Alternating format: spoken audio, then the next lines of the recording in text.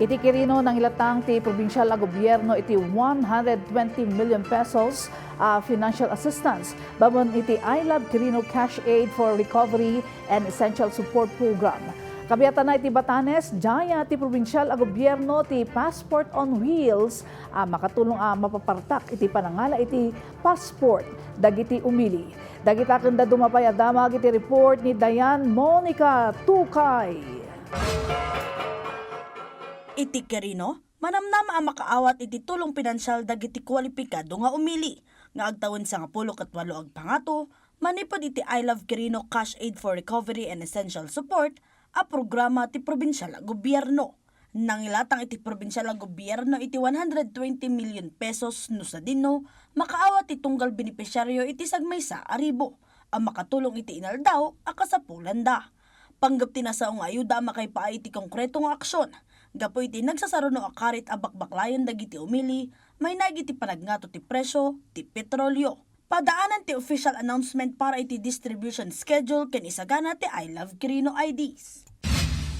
Itimot Cagayan, dumanon iti 540 million pesos agatad ti agricultural inputs, tinay paay para kadagti manalon ti mais, manipod iti Department of Agriculture Regional Field Office 2, kaspasat iti Corn Production Enhancement Project. Buklon da ito iti agrop 433 million pesos para iti yellow GM hybrid corn seeds, ang mabalin ang maaramat iti agrop 25,000 nga hektarya ti talon. Ken 106 million pesos para iti inorganic complete fertilizer, tapno masigurado ti ad-ado nga apit. Panggap tinasaw awagas ang mapaduras pa iti apit dagiti manalon, aha na bumaba iti 3% tunggal tawan. Dagiti manalon ang nakarehistro iti registry system for basic sectors in agriculture, ti mabalin ang may paayan ti gungguna. Iti Nueva Vizcaya, sa ngaribo a para publiko a drivers ti na benepisyaran iti community pantry, ngayon pasdak ti Liberal Youth in Nueva Vizcaya iti Bambang, Bayumbong, Kensulano, kas tulong iti agtultuloy nga epekto iti oil crisis iti pagilian. Talo adarasan nga isaysayang kata iti inisyatiba, no sa dino nakaawat dagiti jeepney ken tricycle drivers iti bagas. Nateng, hot meals ken dumapay, pakiramanan dagiti arm sleeves, hand towels ken protective clothing. Tiginastos da para iti nasa pantry ket naggapo iti maliklikom da a donasyon.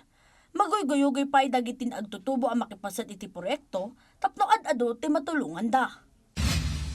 Ken iti Batanes, maalalukoy dagiti umili agundawayan da ti Passport on Wheels service, ang mga paiserbisyo inton Hunyo 23 ken 24, iti Human Resource Training Center iti Basco.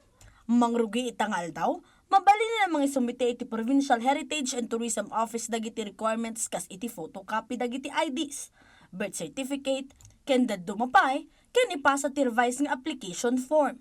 1,250 ti passport application fee, ken kanayunan a 150 pesos para iti courier fee. Limagasot nga aplikante ti mabalin nga agdumar iti nasao a serbisyo. Dianne Tucay para iti Pambansang TV, iti Baro a Pilipinas.